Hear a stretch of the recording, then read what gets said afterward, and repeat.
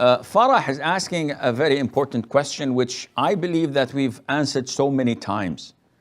Islamic banking is not a label you stick on the sign outside of a glamorous building.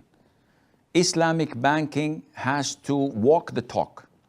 So nowadays, if we go to the Gulf area, we will find a lot of so-called Islamic bankings. And if you go inside and you deal with them, you find that there's nothing Islamic in what they do. So credit cards have a grace period of 40 days. After that, they will charge you riba.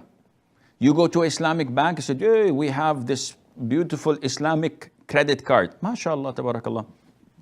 How does it work? It's in the same fashion, 40 days.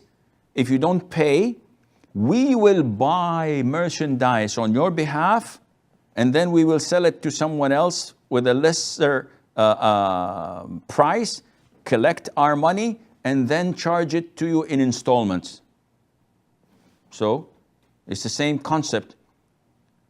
How do you buy things? Is it, see, when we issue you the credit card, you have to sign on 2 contracts. One of them stating that if I ever defaulted in my payments beyond the grace period, that I authorize the bank to buy goods in the same amount.